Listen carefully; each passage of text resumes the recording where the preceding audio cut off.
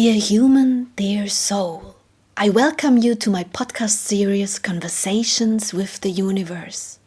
Since a near-death experience, I have the gift to communicate with the subtle energies of the cosmos. This happens in a form of deep meditation in which I ask certain entities of the world beyond to communicate with me. As one of the first contacts with the other world, my old friend and teacher, friend of the Indians, showed himself to me, and it is now a great pleasure for me to introduce you to these conversations as a supplement to the books. Please excuse me if the terms and our articulations are not perfect. Our mother tongue is German, but we try to translate it to the best of our ability. Thank you for understanding. Today we will talk about the subject of life. My dear friend, please begin and tell us what you would like to teach us on the subject of life. Life is the form that the cosmos developed in order to gain those experiences that are impossible outside of a body. The purpose of this form is the experience of knowledge. I do understand this, but life is often full of hard times. It brings suffering or consists of suffering. It is not always fun to be alive, be it as a human being or as an animal. You experience powerlessness, you experience pain. What is the meaning behind all of this? That is a beautiful question, Sylvia. If I may describe to you how much meaning there is in suffering, then the people will understand that their journey has not ended yet, and everything can be changed and become charged with love. Then please tell me, why is there pain and suffering on earth in the bodies? The suffering during life is the embodiment, in the truest sense of the word, of your flawed and disconnected choices. You will find misery wherever the connection that you have to the cosmos does not take full effect. You might say that the degree of suffering is the benchmark for your connection. People who suffer a great deal are far away from the true abundance that they could experience in their soul. It is their separation, the development of the ego, that creates those feelings. Dear friend of the Indians, we have to make some distinctions, for there is also physical suffering, actually physical suffering. I also meant that. They are one. Spiritual suffering is just as powerful as physical suffering. Each of them has sprung from the separation that you carry inside of you. Please tell me, what will happen to people who end their own life? That is a very complex subject. Each life has been induced by the cosmos.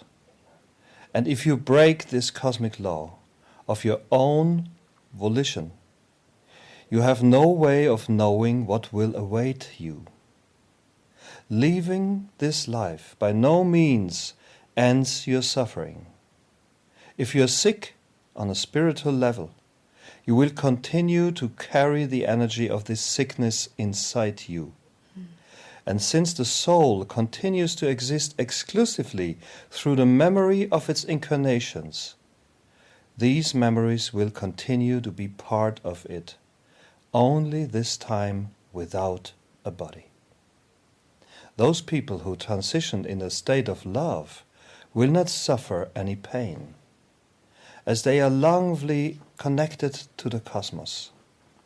They will experience a liberation of their energy as they leave the constriction of their body. This is a relatively complex subject, and I do not wish to expand on it too much at this time. Love is the key, no matter what you do. Please take this as my answer to this question. Okay, I understand. So you mean to say that life has been cosmically induced? Can you expand on this a little bit? Life is the highest form of cosmic experience. It presents you with the instruments of the body and teaches you to use them as you interact with the resonances of the other beings that surround you, the other human beings. Doing this, you can develop the souls, but at the same time you can also develop only the ego. The choice, ultimately, is yours. Yet life is the most precious gift that the cosmos can give you, because with it you are given the best possible opportunity for your soul to grow. Growth just cannot happen as well without a body as with a body, and the extreme circumstance this entails. The environment, the family, your freedom that you can abuse, love for your fellow humans that can disappear. The experience of unfolding inside a body is like a flower that grows, but in a form. The energy will reach a level that then allows you to assist in forming your own body. The teachings of mankind, the many interdictions that you need to break, living a lie, experiencing powerlessness together, breaking this powerlessness, all this and more. A palette of countless possibilities that is impossible to describe and ultimately only serves to help you to unfold. Pain indicates a correction of the path you have hitherto been walking. Freedom means the unfolding of the soul.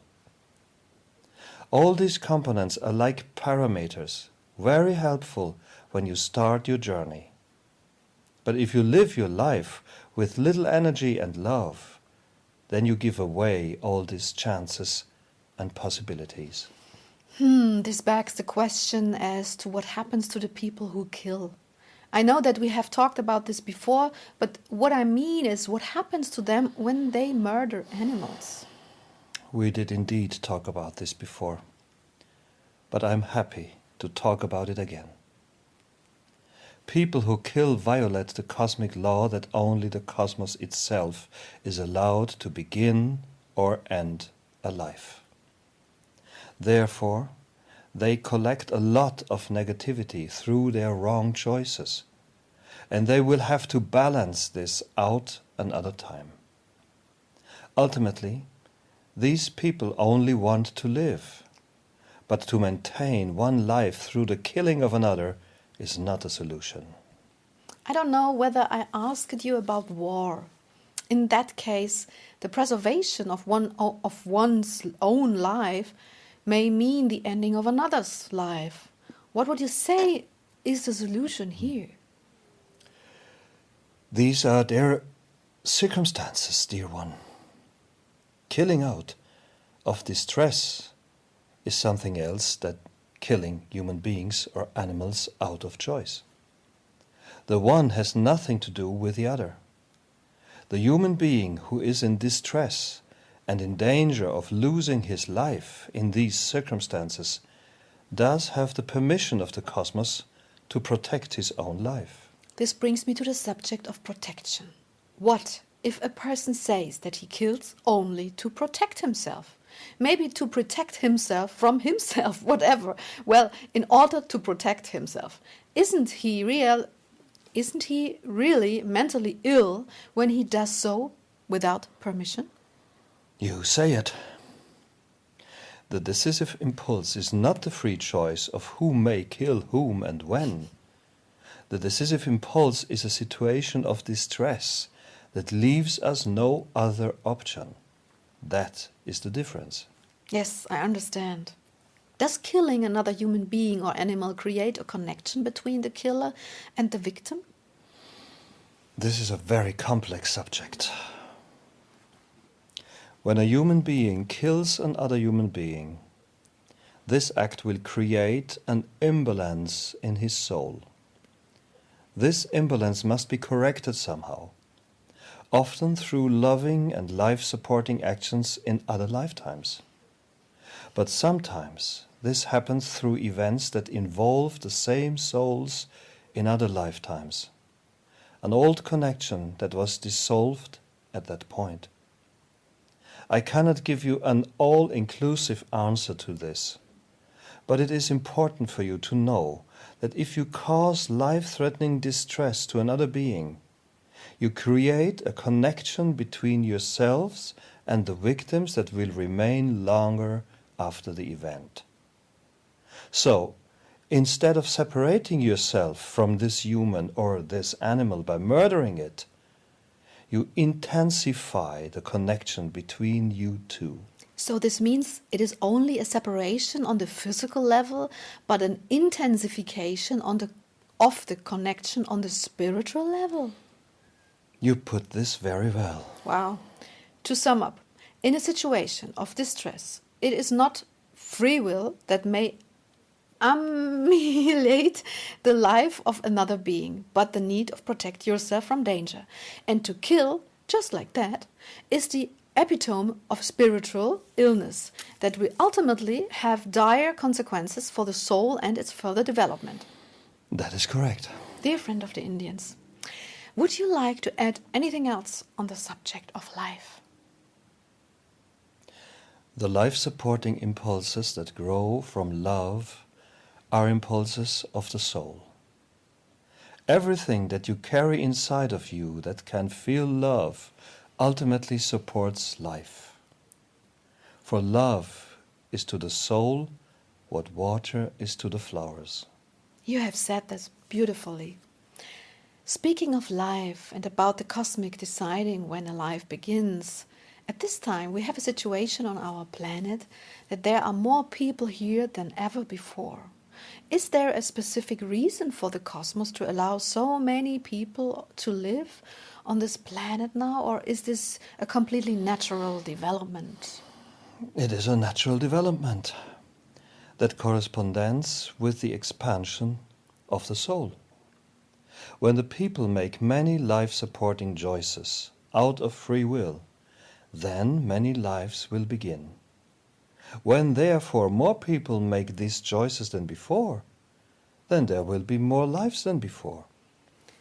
But where do all these souls come from? Did they all come from the first world, the intermediate world, where they were waiting to incarnate? Or to put this in another subject or another way, where were these souls when there weren't so many bodies on earth?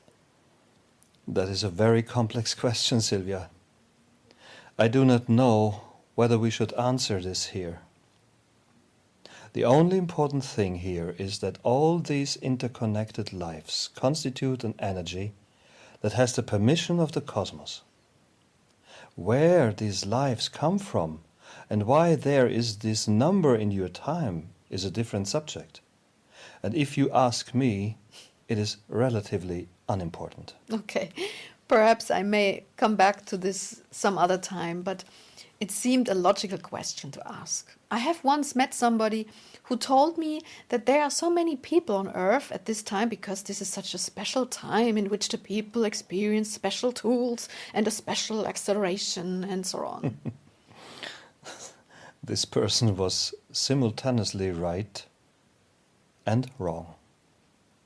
It is not about the instruments being what they are. It is the resonance of free will that brought about this life, no more, no less. Therefore, on the one hand, it is true that these many souls want to make use of this opportunity. But on the other hand, it is incorrect to say that this was the soul's decision. It was the free choice of humankind to create these many bodies, nothing more. Would you like to add something else to the subject of life? No. Did we cover all? We captured the most important things. Love is the key. Joy is the path. Laughter is the instrument. These are all goals of a soul. And what would be our next subject? The journey of the soul. Okay, then we will speak about the journey of the soul. I'm sure that will be a complex subject, but let's see. Thank you, love. Thank you, Sylvia. Love.